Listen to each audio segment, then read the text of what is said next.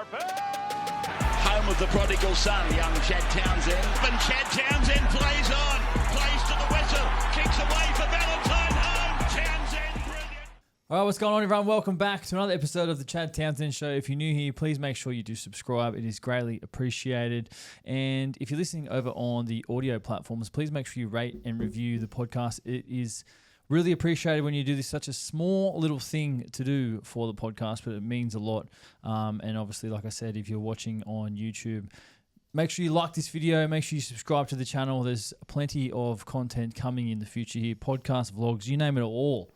We're out here just grinding, creating here content for you guys. So before we get into today's show, we'll check in with Victor. How was your weekend, brother? Pretty good, mate. Got into a box seat for the Sharks game. Oh, beautiful. On the weekend, so that was fun. Yep. Good win against the Dolphins, and then got a 5-0 win in soccer 5-0? yesterday. So, mate, against second place. So that secures us in the top four for at least another week. 5-0 is like a thumping. Is that like, is 5-0 like 50-0 in footy? Yeah, I reckon. Pretty much. Maybe like a like solid 10 points 42 is like worth to one, yeah. 42 to 6 win, you know, something like that. Well, you 1-0, so Yeah, let's but just go like 50-0. okay, let's go 50-0. All right. Yeah, we pumped them. Any goals? Best win of the season. Not from me, but I pulled up with cramp early in the second half, so I didn't come. I didn't play my 90 minutes, but how do amateur players get cramps? mate, I was out the night before. Yeah, that After the says boys a were lot. out the night before, That and says alcohol brings There's a bit cramps happening along, the you night know. before. All right, Yeah, fair yeah. enough. Let's just That pulls some cramps up for the boys. All right, well, we'll leave it there. We'll move on to looking at today's show. What's trending in the NRL? We have a look at a quick look at the Origin 3 now that the series is over.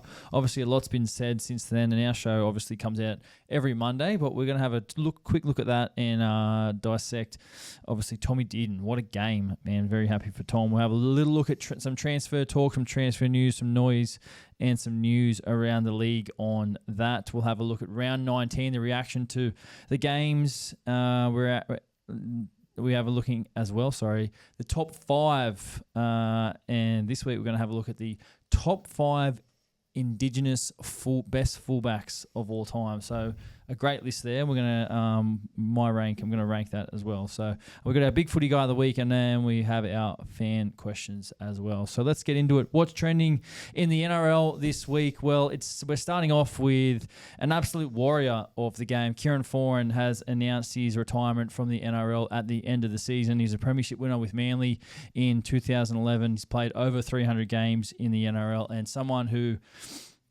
I have played against my whole career, and someone who I've just admired the toughness of Kieran Foran.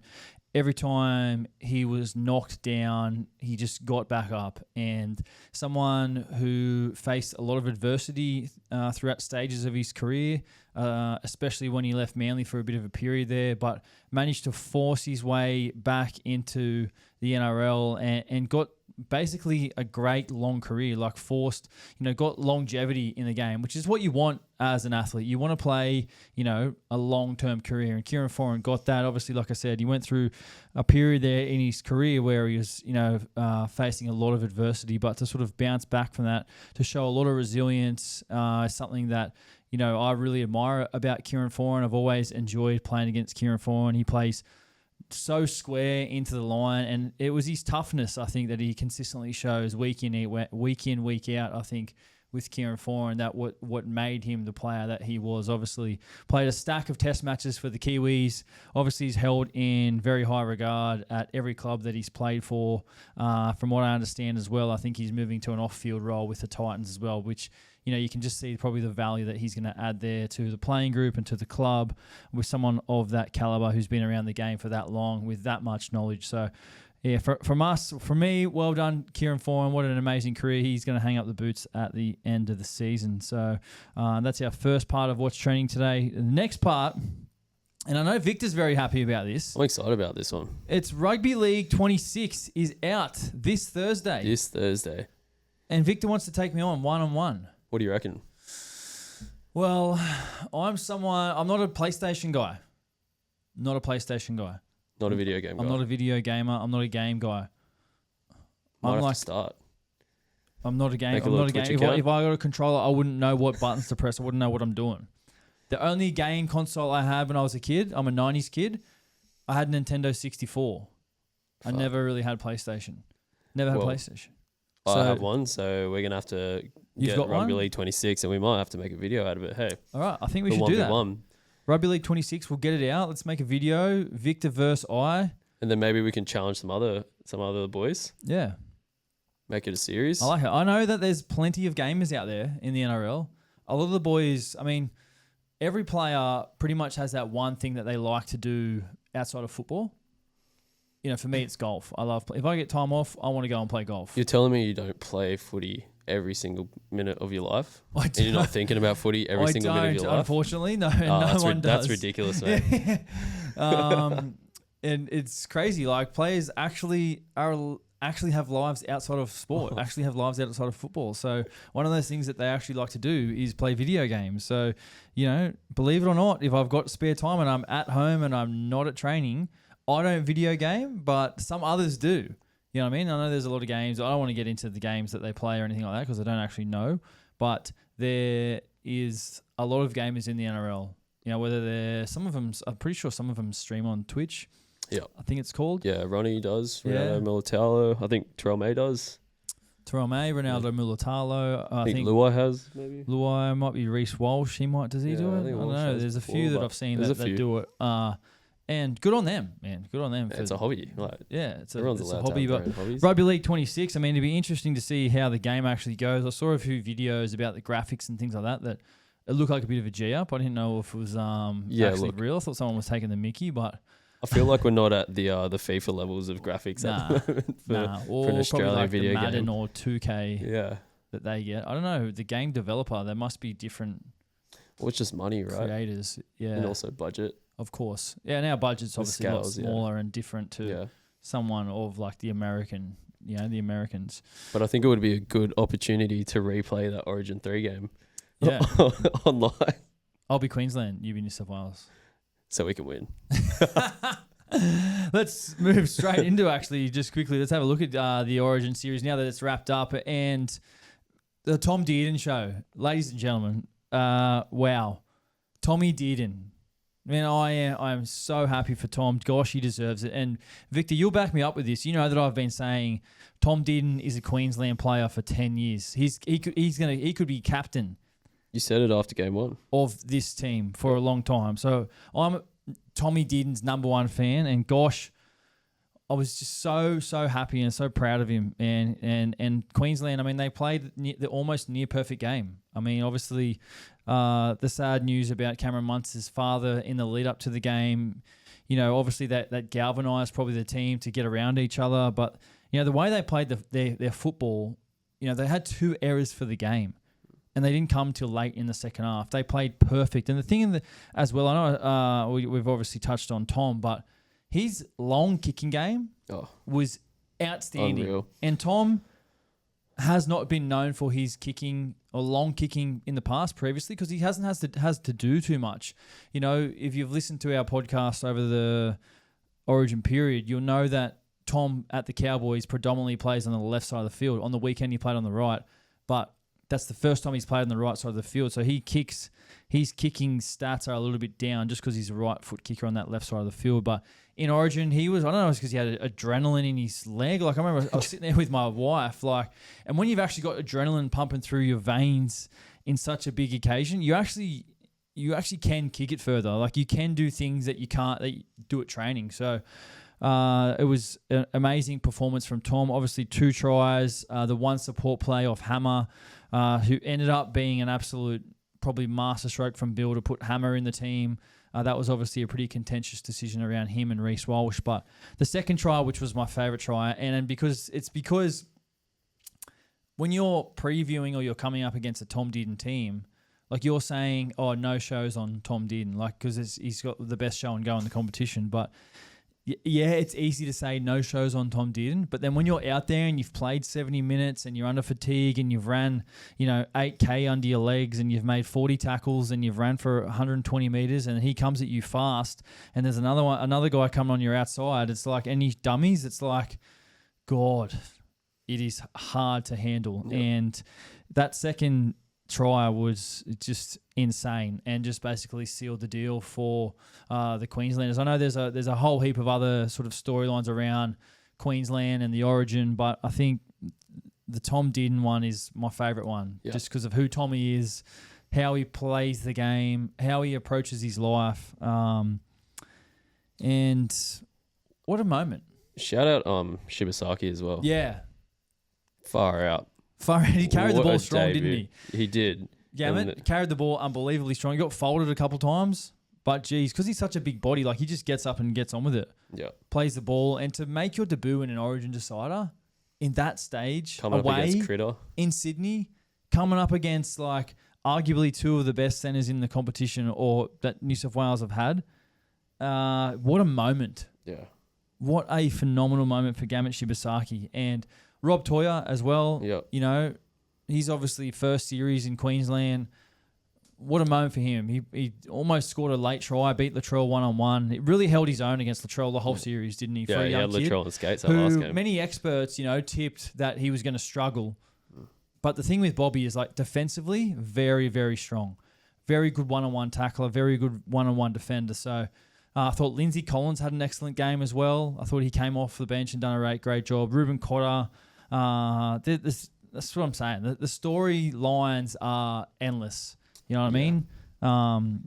And I guess that kind of takes us into, obviously, there was a little bit of talk about, the decisions from Laurie Daly and obviously his first series back as head coach. New South Wales Rugby League have since come out and said that they will retain his role as coach for next season, that they're not going to sort of tear up any contracts or make any decisions mid-contract, which I think is a great call.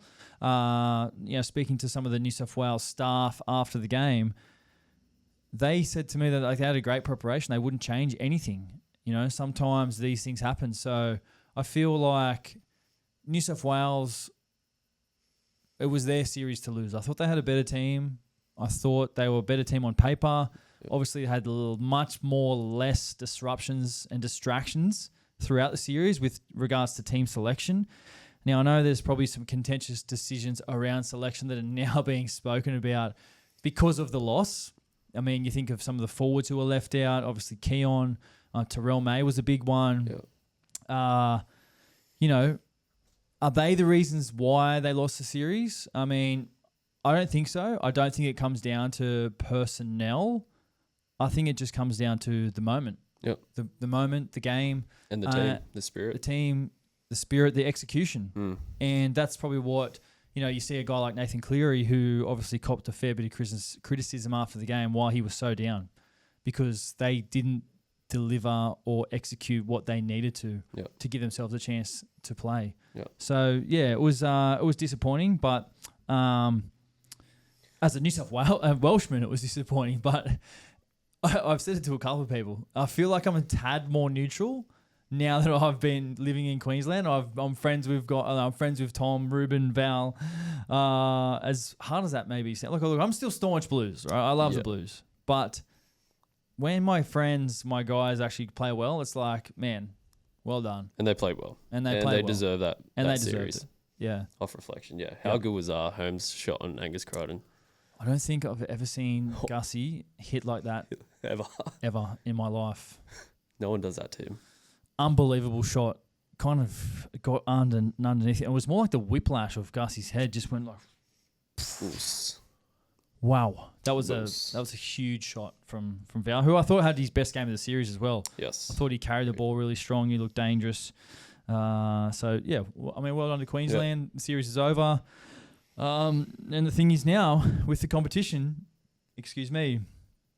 no one remembers what happened before Origin. Everyone only remembers what happens now after Origin from now on as the competition sort of moves into round 20 to round 27. There's not long to go. And before we get into the games from the past weekend, we're going to have a quick talk about transfer talk. Now, Cade Dykes, the young fullback from Cronulla, who's had a wretched run of injuries, a couple of bad knee injuries over the past couple of seasons, which have ruled him out for long term. He's done his ACL again this year. I think he did it last year. He's set to sign for the Bulldogs next season as backup to Connor Tracy. So, look, I really, really like Kade Dykes. I know him. I know his family, the son of Adam Dykes. Adam Dykes gave me my debut jersey, actually, if anyone's out there wondering. But Kade Dykes he's a great young kid. He's a fullback / he's played a bit of 5'8", but he's got great feet, great speed, great agility, a really nice pass on him as well. He's just had a bit of bad luck over the past couple of years, so he's still got a lot to offer in the NRL, and it's great to see that the Bulldogs have given him that opportunity next year to sort of, see what he can do. Obviously, fingers crossed for him, he gets a full bill of health and he can get some football under his belt for next season. As well, Sharks are looking to re-sign Blake Brayley until the end of season 2020-30. So a reward for Blake Brayley, who's actually sitting on 122 games straight. That's crazy. At the moment. Hasn't missed a game for a long time. That's so unreal. 122 games straight is just crazy. It just goes to show the durability that Blake Brayley has. Obviously, he can handle 80 minutes. He plays 80 minutes each and every week. He's playing. I feel like he's playing really well at the moment too, running a lot from dummy half, and looks set to be rewarded from the Sharks. Who he is the Sharks local junior. So, I know personally myself, I love to see local juniors staying at Cronulla, and Blake Brayley is really just flying the flag for the local juniors at the moment. So well done to him. Pasami Saulo, the Raiders front rower, looks set to leave the Raiders for the Knights next season. Now, he came from the Knights. Obviously, hasn't really had much of a run this season due to the success of the Raiders and their forward pack. And that's usually what happens when teams have success, is there's usually one or two guys who just can't get their way in. Obviously, when you're winning, you don't really change the team too much. You kind of keep the guys in who are doing the job unless you have injuries. And the Raiders haven't really had that many injuries, and they haven't really had to use as many plays throughout their squad, and that's obviously then Saulo has been the one to kind of cop that, and he's going to move on for more opportunity back at the Knights next season. As well, this one really, really surprised me. Josh Papali'i linked with the Knights. He's off contract at the end of the season. Off contract at the end of the season. Now, apparently the Raiders aren't going to offer him a contract. Obviously, again, that's what happens when you have success, your cap, you need to pay younger guys, and this is what's happening with Pups. And I read earlier in the year that he didn't really want to play for another NRL team, but then obviously got called back into Origin, having some other thoughts. He's been linked to Super League. Look, I think he goes to Super League and actually kills it over in Super League. I mean, it'd be interesting to see how that kind of finishes out, but I mean, going back on Origin just quickly, Pups goes back in and plays a role. Retired, boom, comes in, starts, man, he gets cheered off after the game with the shield. Like, Papa, wow. I think he's like 6 from 8. Oh, sorry. Yeah.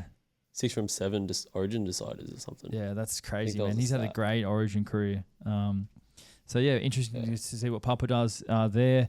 And as well, the last one in transfer talk, Des Hasler.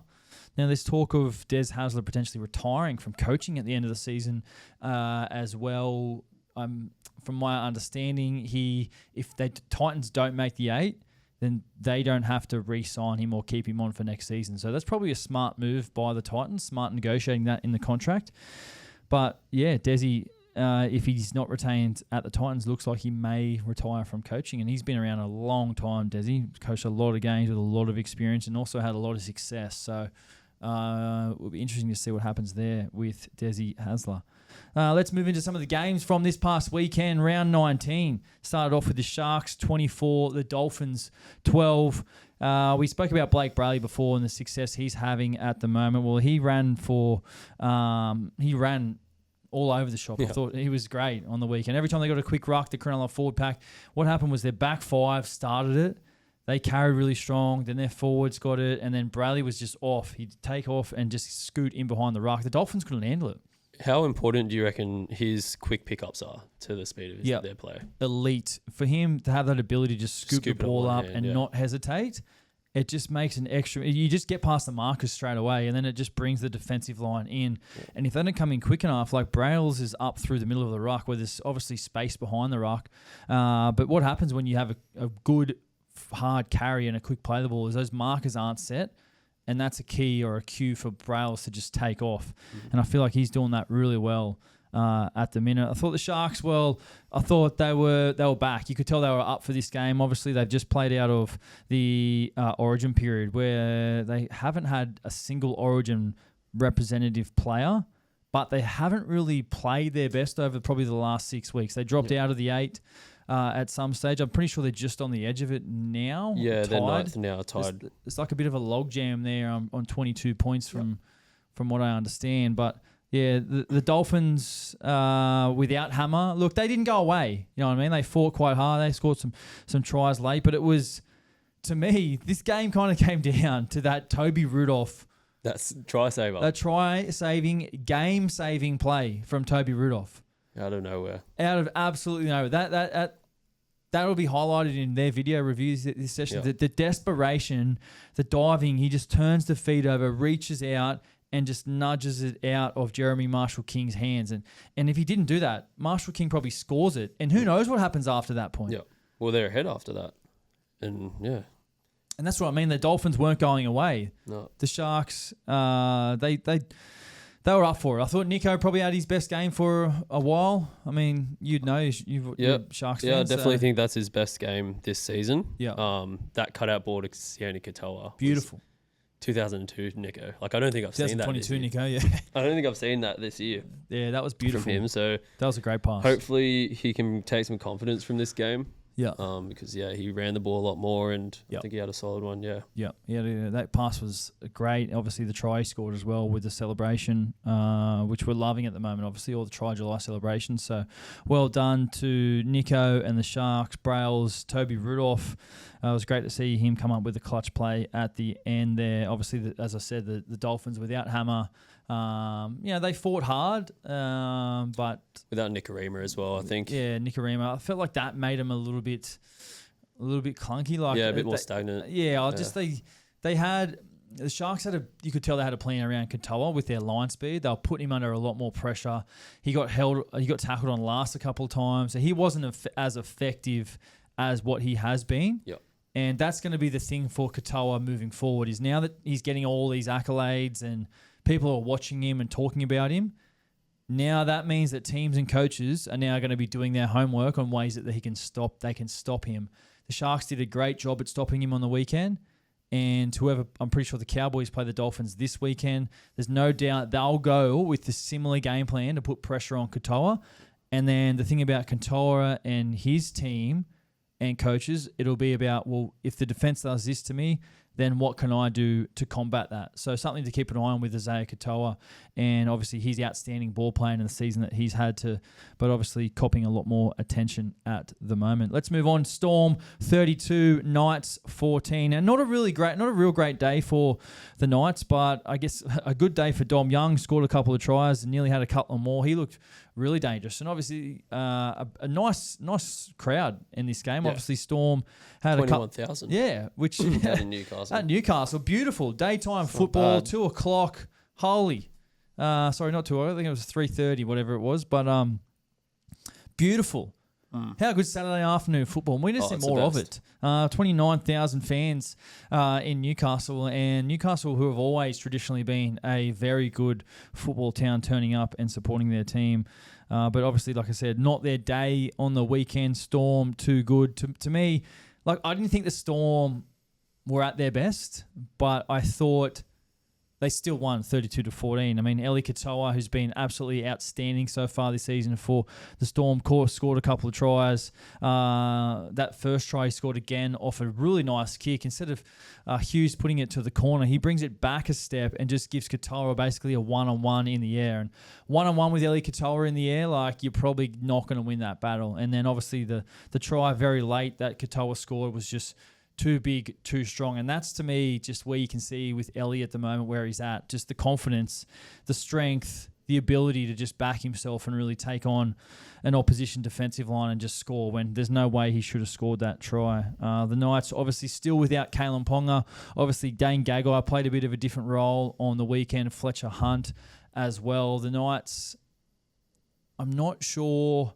Now that they don't have KP, I'm not sure how they finish this season. You know what I mean? Especially with Sharp out with his spleen or kidney injury as well. So Dane Gagai obviously played a different role, and obviously Fletcher Hunt playing at fullback. Obviously, Fletcher Sharp still out injured at the moment. So obviously the Knights, I'm not really sure how they finish. I think they just this season, to be honest. No KP, no Hunt. Yeah. Sharp, and I think they're both reportedly going to be out for the remainder of the season. Where are they sitting on the ladder right now at the moment? Because I feel like they're probably in that window of. I mean, to me, it's like they're not there. They're not in that 5 to 10. They're 13th, sitting on 16. I feel like it's that 5 to 10 who are battling out for the bottom 4 positions of the 8. It is, yeah. At the moment. So Broncos are on 24. Yeah. Panthers 23. Yeah. Then you got the Eagles, Roosters, Sharks on 22, and that's 7, 8, 9, and then Dolphins on 20 right behind them. Yeah. So it's probably it's that 5 to 10. Yeah.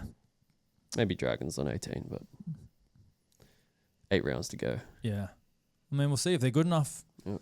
If they're good enough, they'll get there. But yeah, anyway, we'll move on to the next game. Roosters 31, Dragons 24. Now, all Origin guys backing up for the Roosters in this one. Obviously, the Dragons coming off a win last week. So it's going to be a big game for them to back it up. Sam Walker returns finally after a long layoff with knee injury and then a thumb injury, which delayed his return. It was great to see Sammy back. The thing I love about Sam, I love his mannerisms. He walks around with like his hands on hips and like he just plays the game a different way to anyone else, and he's got his own style, and I absolutely love watching it. I thought he was great on the weekend, had a really nice try assist, a really nice short ball to Billy Smith. I thought he was great. Obviously, he spent 10 minutes in the sin bin as well, never got charged for it, but interesting how that kind of plays out, how you can go to the bin but then not get charged, and then there's other instances in that example where it's been kind of play on and then guys have been suspended. So it's a kind of a lottery with that. Jaden Stewart had game 150 in the NRL. I thought he had a really nice, that tip on for Sloan, which was a really, really, really nice piece of play for the Dragons. Just on Terrell Sloan, I mean, kind of been in and out of NRL so far this season. Obviously played fullback last year and for a long time before Gutho came. Where does he end up? I mean, from my understanding, he's been told that he can leave the Dragons at the end of the season. There was talk about him going to the Panthers. You know, where does he end up? Does he stay at the Dragons? I think he'd like to stay. He's a Dragons junior from what I understand. So, what do you think his spot at the Dragons would be, I guess? With Tuipulotu waiting, with Sione Whanau waiting. Yeah. Nathan Lawson. Nathan Lawson. Gutho's obviously the fullback. Yeah, well, I mean, it's probably on the wing, but I think his best position is probably fullback. But look, if he went to Super League, he's probably man of steel caliber in Super League. Oh, yeah. You look at like Jay Field and Bevan French and what those guys have been able to do over there. Tyrell Sloan would do that over there without a doubt. In his sleep. 100%. He's got the speed, the agility, the passing to go and absolutely carve that competition up. So, yeah, I mean, it'll be interesting to see what happens. I mean, obviously the Dragons haven't had a great season so far this year, and that's probably why they're telling guys potentially, if they're not wanted, they can go and look for other opportunities. So yeah, I guess Super League's an option, like especially with the Perth Bears coming in 2 years. He might go play Super League for a couple of years and then come back for that Bears squad. But yeah, we'll see what happens. That pickup by Luciano Leilua, wow, wasn't that incredible? That the bootlaces. Luch is just one of the most skillful guys I've ever seen for a big man. For a big man, it's like a 5'8" in a forward's body, just so bloody skillful. And yeah, Bobby scored a nice try off a Hugo kick. He was under all sorts of pressure. Put a great kick up for Bobby, who hasn't scored a try off a jump and kick yet. But Bobby, he was great. The field goal before half time from Sammy was well executed. I touched on that nice pass from Sammy, that short side play. Connor Watson does some great work at dummy half. Sammy gets over the ad line. Bill runs that hard line. And Blake Laurie kind of comes out of the line, which in that instance opens up a kind of lane for Billy to run. So Blake Laurie probably needed to not disconnect as much as he did with Jaden Sewer. Him and the two of them probably needed to be next to each other a bit more so they could make simultaneous contact, not kind of, staggered. The Dragons, well, they didn't go away in the second half, but ultimately the Roosters would run away with it with a late Radley try, and Radley's celebration running over to the camera was absolutely all time. The Happy Gilmore celly. Happy Gilmore celly, yeah, awesome, so good. And the headgear, I don't know, the headgear just made it like a bit more full on. I like the headgear on Rads. Yeah, I do too. I think that's him. That's him. I think he's headgear guy now. Yeah, I like it. Yeah, so a good win for the Roosters. Now let's move on. Bulldogs, Cowboys game. The Bulldogs would win this game 12-8. No points scored in the second half. Can you believe it? Now to me, look, I'm watching this game. The Cowboys were up for this game. It was a big game for them, coming up against the Bulldogs, who have been in the top 4 all season, been playing really well. The Cows are kind of in must-win territory at the moment, so you could just see how pumped up they were. They were so pumped up. Tommy Dearden backing up from Origin, and absolutely folded Viliami Kikau early with a great shot. Absolutely great shot. Jake Clifford was not available in this game. Injured his quad or hip flexor kicking goals on his last goal kick in the captain's run, which hurt them a lot, I thought, which meant Jackson Purdue would move back into the halves and on the left side of the field, and then Tommy moved over to the right. And that's the first time I've seen Tommy play on the right side of the field for the Cows for a long time. So did a lot more kicking for the Cows on the weekend and looked great. A lot of early kicks as well, which I thought was really nice game management from Tom. And I think that's something that he can continue to work on and improve on and be great at it, because that's the player that he is. And obviously for the Dogs, well, no Lachlan Galvin. They dropped him out of the 17 before the game, and it was probably the right call. Serraldo said they needed to take some forwards onto the bench, and obviously, that changed late in the game with Marnie going off and Sexton going into the halves. Probably hasn't been as successful as they probably thought it may have been. But yeah, I'm not sure how that situation kind of plays out for the rest of the year, because, I mean, the Dogs, their spines to this date have been delivering. So why would you want to change it? I get what's happening next season, but let's talk about now. Let's talk about now and trying to win a comp now. Which they definitely could have done 3 weeks ago. Oh, 100% they could have done it over the past they couple were weeks. going to do 3 weeks ago. Definitely. So yeah, we'll see. We'll see what happens there. The kick for Jacob Preston off Matty Burton was nice. That was a beautiful piece of play. The Dogs, Jethro Rinakawa scores on debut before half-time. It may have been a forward pass, but who cares? It was a try for a debutant, and don't you just love to see it? Drinky had a late no-try call on Kikau when he scored. I thought Kikau definitely clocked him high. That hit him high for sure. Watching the game, I'm like, that's a penalty. Adam G in the bunker, I thought he got that wrong. You can clearly see Kikau hits him in the chin, and Drinky doesn't stay down. He gets up, and I don't know how he missed that. It's a foul play in the act of scoring. Especially because it went to the bunker as well. Yeah. I think you can clearly see there's contact on the chin. Like, there's stuff that's penalised for that, if that's not in a try-scoring opportunity. So I thought that was a bit... a bit odd. I don't know what you guys think. Let us know what you think in the comments. Was that a try, or should that have been a penalty? To me, it was a penalty. And the Cows, they had some late unforced errors, which definitely hurt them. Jeremiah made a great line break at the end. Obviously, Drinky scheming across field, and then Jeremiah came back under, schemed through. On tackle 4, he kicked it, and it probably ended up being the wrong option. If he gets tackled and then maybe shift it to an edge after that, well, I mean, who knows what could have happened. And obviously, late, Tommy had a kick to the corner, Karaz bats it dead, and that's ball game. Yep. That's ball game. Dogs hold on and win. Cowboys sitting 12th at the moment, and need a big back end of the season to claw their way into the 8. Yeah, that win would have been good for them. Back on the Dogs, what do you think they do for the rest of the season? Yeah, I don't see Galvin in their best 17 right now. Yeah. I like the team as it is. Yeah. I think Galvin comes in, should they have an injury at a lock forward position or utility.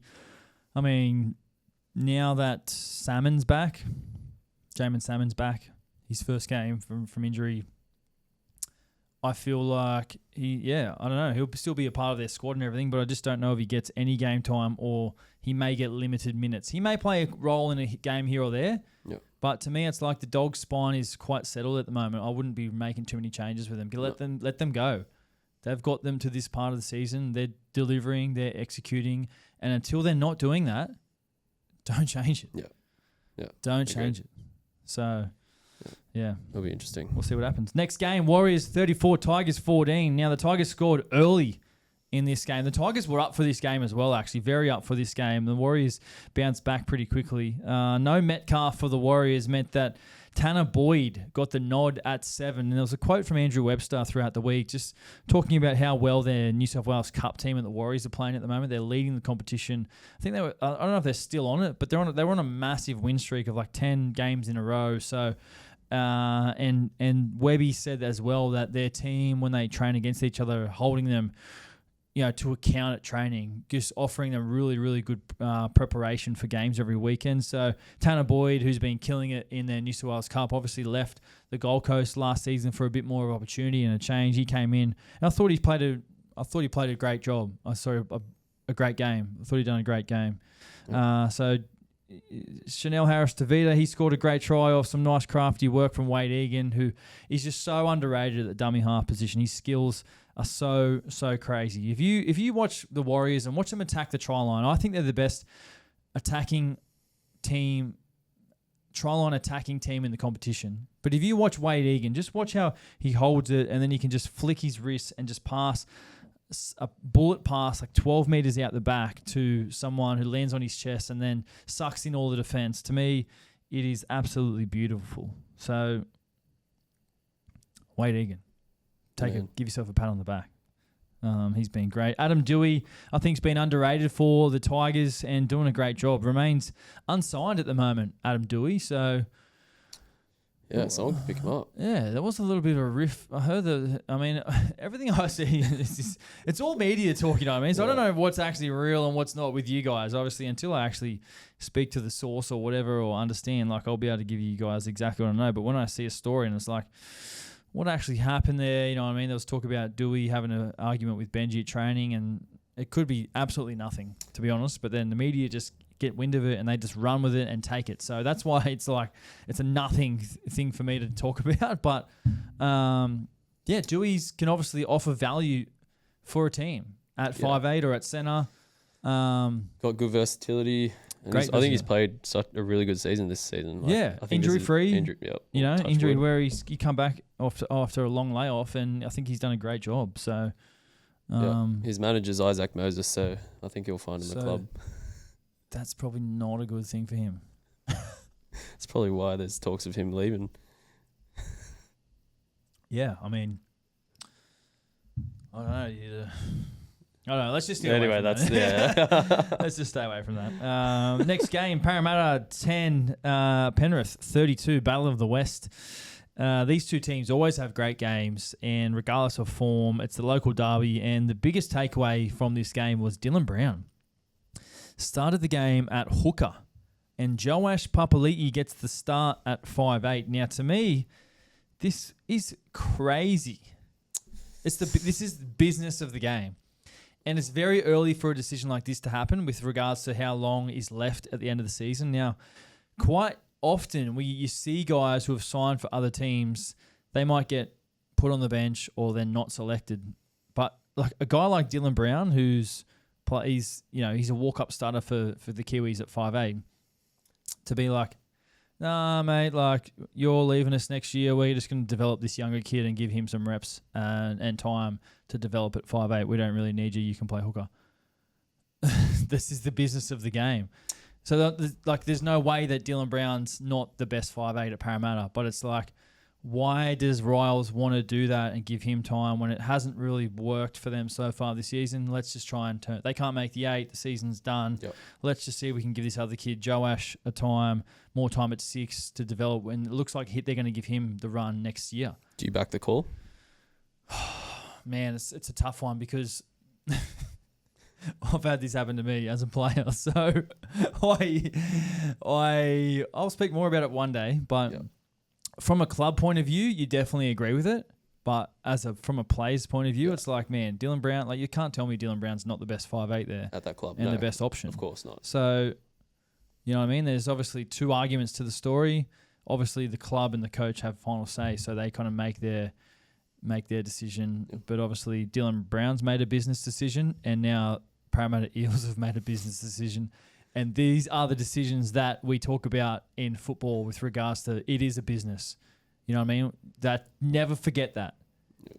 Never, ever forget that this is a business. Yeah, it's fun, it's entertainment, and it's great. But at the end of the day, this is a business. And we are in the business of winning games. Yep.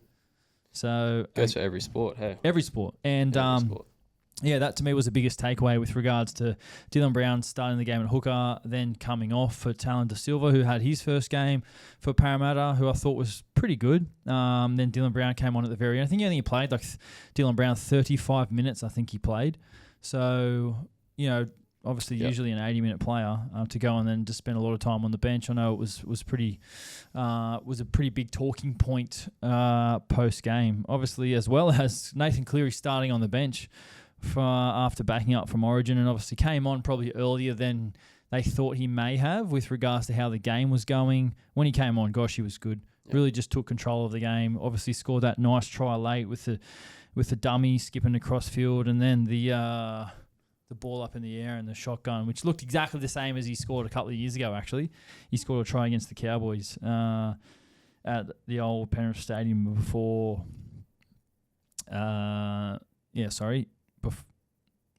off the exact same play. So it was a great try from him. The try on... Actually, the Simonson pass to Lomax, the flick, wasn't that a nice piece of play? Wow.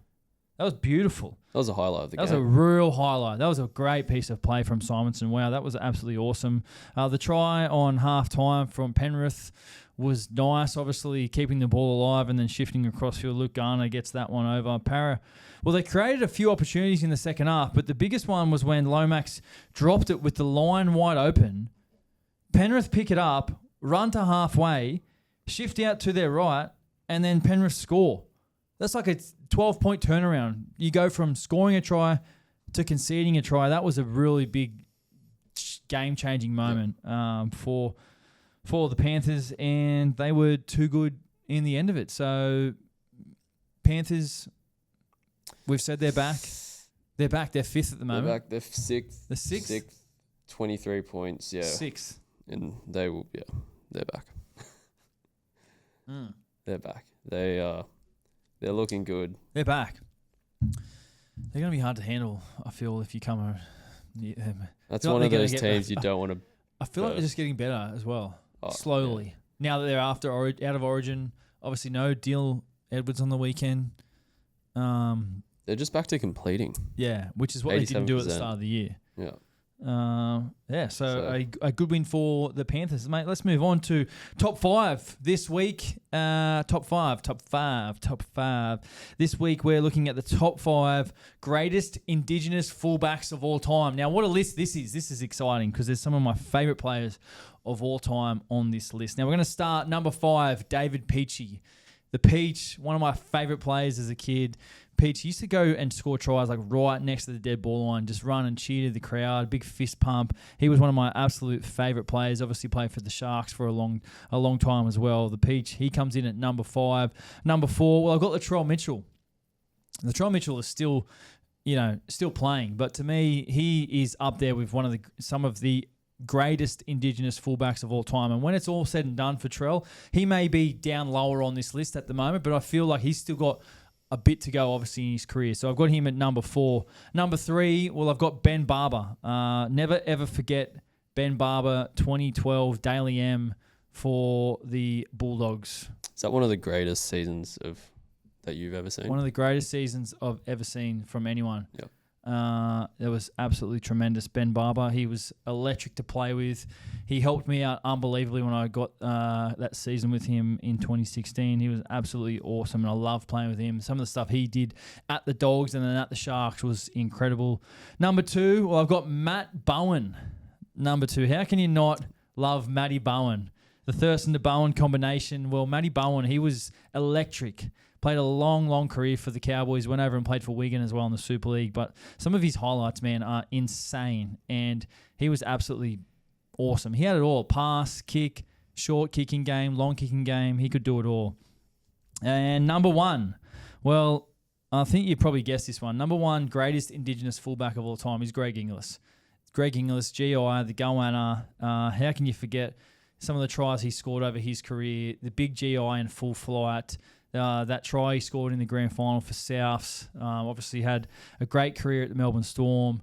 Moved to South Sydney, excelled again, and just was so dominant, so big. That fend that he had was just ruthless. So he's my greatest Indigenous fullback of all time. Now, I want to just quickly talk about some notable absentees here. I had Preston Campbell, who was also a great fullback. He also was a great halfback. Indigenous playmaker. Now, another one here, after doing my research, and I did not have him in my top 5 purely for the fact that I never saw him play, and that is Eric Sims. Now, after doing some research on Eric Sims, he was a 4-time premiership winner, and he was in the Indigenous team of the century at fullback. His legacy, well, he's a prolific goal-kicking point scorer. Sims was instrumental in South Sydney's success during the 1960s and 70s, and his inclusion in the Indigenous team of the century underscores his impact on the game. So obviously that speaks for itself when you're talking about a player. But like I said, I did not have him in the top 5 for my Indigenous fullbacks purely from the fact that I never saw him play. Obviously I never saw him play, so that's the reason why. So there's no disrespect there. It's all love. Eric Sims obviously was a great player in his day. Let's move on to the next segment, and that is our Big Footy Guy of the Week. Now, 3 nominations this week for our Big Footy Guy of the Week. All you have to do is just comment who you think is the Big Footy Guy of the Week, and you go in the draw to win a prize. Now, our first nomination is Nicho Hynes. His bounce back game for the Sharks, 2 tries, 1 try assist, 3 tackle breaks, 132 metres and 26 tackles for Nicholas Hynes. Trent Liero, 2 tries, 7 tackle breaks, 130 metres and 33 tackles, backing up from State of Origin for Queensland on the weekend. And the last nomination is Chanel Harris-Tavita, who we think has been absolutely killing it for the Warriors in career best form right now. 2 tries, 1 try assist, 1 line break, and 2 line break assists for Chanel Harris-Tavita. So well done to those guys. Make sure you head over to the page and vote who you think is the Big Footy Guy of the Week. Fan question. Let's go, Victor. Fan questions. Let's go. Favorite July celebration? What are we saying? So far this year, I feel like the women are going into more effort than the men at the moment. They usually do.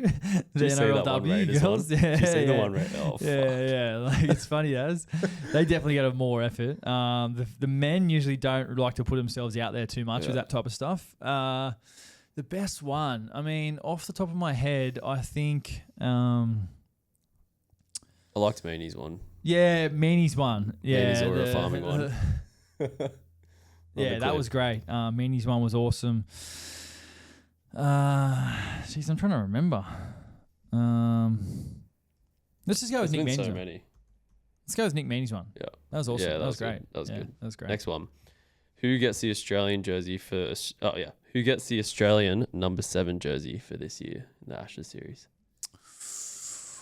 Oh, man. I have to go right now with Nathan, but Tom's on the bench. Yep. Tom's in the team. So is it Munster, Nathan? Munster and Cleary, 6 and 7, with Tom Dearden at 14. Yeah. I think that now, Tom will be that 7 for Australia one day. Obviously, him and Nathan are pretty close in age, so they might play 7 and 6 in a couple of years' time. Yep. I think he'll be a starting half for Australia in the next couple of years. You know what I mean? But at the moment, I'd probably still give it to Nath and Munster, and I'd have Tom in the team. Tom's in my team 100% without a doubt, for sure. How do Origin payments work? Is it true it's 30,000 a game? And if so, how far does it extend to the full team? Like your 18th, 19th man, 20th man? So it's $30,000 per game, I think, in my opinion, it needs to be 50. Like these payments have been at 30K for a couple of years now, and they need to go up. The Origin creates that much revenue. Think about the eyeballs, the ads, the revenue that the game's creating. Like the match payments, I'm gonna push to the CBA and the RPA to say you need to get these Origin guys 50K a game. That's just my opinion, because of the amount of attention that it actually brings to rugby league. But how it works, 18th man gets 30, gets the full whack. 19th and 20th, they don't get the full whack. They get a couple $1,000 just for like their time training and things like that. How it works, well, you just basically get paid and then you pay tax on it. So obviously every single Origin player is on the highest tax bracket, so they don't get 30 grand. Like they pay half of it in tax, so they get 15 grand basically after tax. And then they get allocated like tickets for the game, and if they want more tickets to games, they have to pay for them as well. The allocation for Origin may be 4 or 6 tickets, but if obviously you want more family members, and you have to pay full freight to tickets as well. So not really after tax, they get $15,000. You know what I mean? It's not. I mean, it's a lot of money, but it should be more, in my opinion. Yep. All right. Next up, what's the hardest part of being a football player? What's the hardest part? I think the hardest part is dealing with losing. Dealing with losing, I think, is the hardest part. I think when I look across hard times in my career, like not playing well and losing, like it's the external noise of like other people saying stuff, whether that's in the media or in social media, like that doesn't worry. It never worried me, and it never will. But like I saw a quote from Nathan Cleary after game 3, and he said no one he himself is his harshest critic. Yep. And that to me was very relatable, because I know that myself, like I'm my harshest critic. If I walk off the field and I know that I haven't done as well as I would have liked, I'm like, man, like, you know, thinking about ways that I could improve that situation or could have done better there. So I think that time from when you lose a game, you don't play your best, and you're going over, you're thinking like, what do I need to improve on? You know, it kind of sticks with you for a couple of days after a game, and then you get back into training and you speak to your coaches and you work on it, you move forward, you improve. But it's that time a couple of days after the game where it really stings. And like I said, I couldn't give a stuff about what anyone else says. It's more about how I feel and how I think, and the fact that you kind of feel like you let yourself down in that instance. I hope that makes sense. No, definitely. Yeah. Your favorite try assist of all time, or some of your favorites? My favorite try assist of all time. Gosh, maybe there was one in 2016 where like I went in deep into the line. I played a really nice short pass to Luke Lewis, and he scored. He went through, stepped the fullback and scored. He went through untouched. Do you remember what game? We played the Roosters at Allianz Stadium. Yeah. Run the clip. Yeah, we'll run the clip. It was really nice. That was great, because I kind of went deep in the line and just like looked and kind of faked it out the back, and he went straight through. Otherwise, what else is there? Maybe last year against the Titans, I threw a really nice long as pass to Felty. We played it at the Gold Coast. I got the pass and we needed points, and I just threw a really long pass to Felty and he scored in the corner. Otherwise, there's another one actually. Drinky, Tom and I used to run this play where Tommy would sweep and Drinky would come between, and I would just hold the ball up, and then Tom and Drinky just hit the hole. We scored one against Melbourne in 2022, and we scored one against the Titans in 2024. Just all the subtle stuff, man. Yeah. The subtle arts of like planning, preparation, talking about it at training, and then executing in the game. Like, it's the stuff that I absolutely love. Love it. Yeah. Second part to that question, actually. What is your favorite try assist of all time from anyone? From anyone? Yeah. Would it be that Benji flick pass in the Tigers grand final? That was good. There's one that sticks out to me, and I think it was Sean Johnson's first season in the NRL. Sean Johnson, they were playing at Mount Smart Stadium, and he come out to the left, got the ball out the back, and he threw like a bullet pass, 25 meters over the top of everyone, and it just hit Manu Vadavai on the chest, I'm pretty sure, and he just scored in that left corner. 2011, Mount Smart.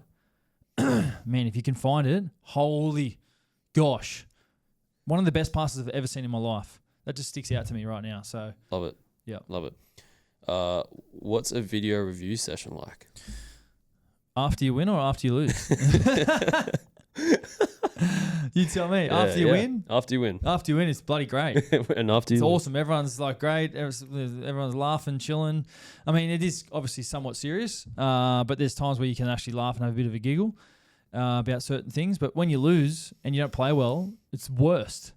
Hands on deck. It's the worst. And there's guys, calling each other out saying, you need to be better at this. You need to do this better. I feel like we need to do this better.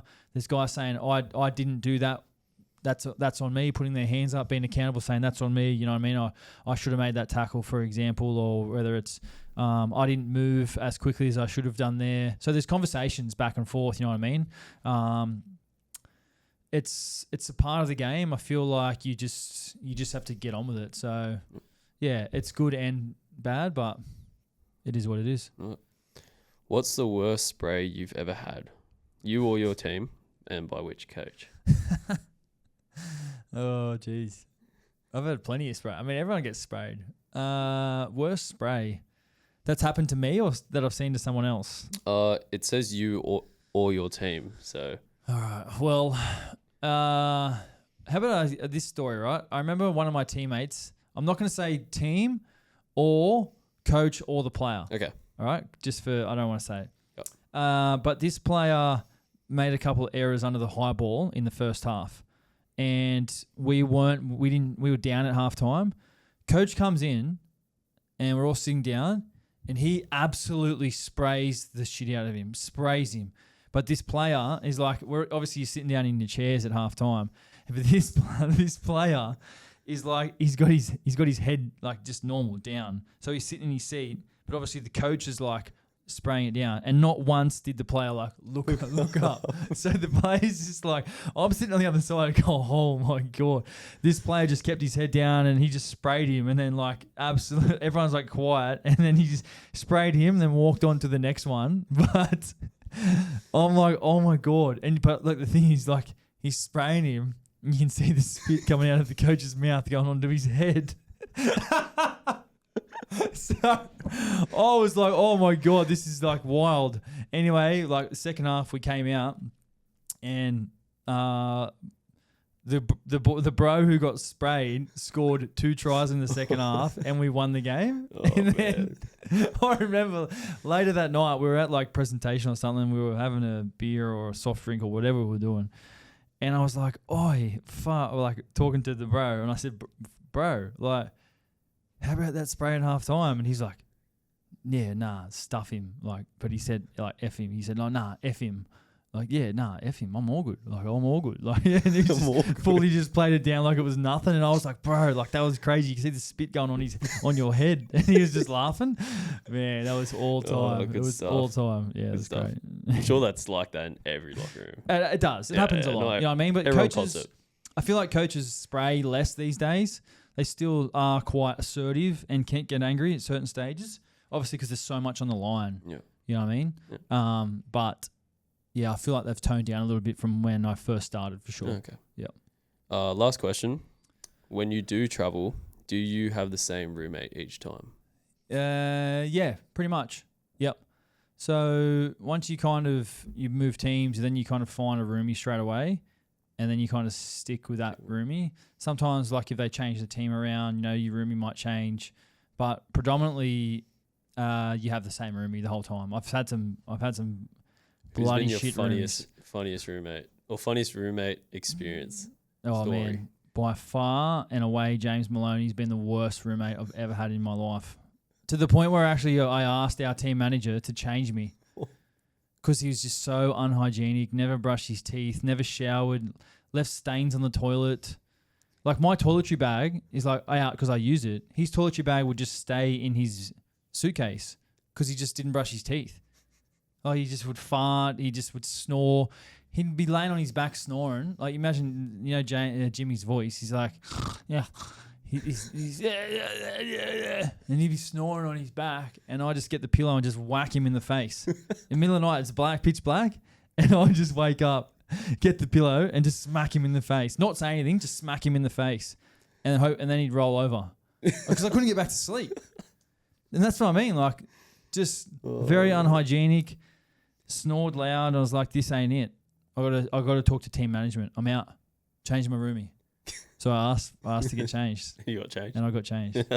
Yeah. Did you tell Jimmy, you're like, I yeah, can't do he this knows. anymore, eh? He knows I talk smack about him, but he's like, yeah.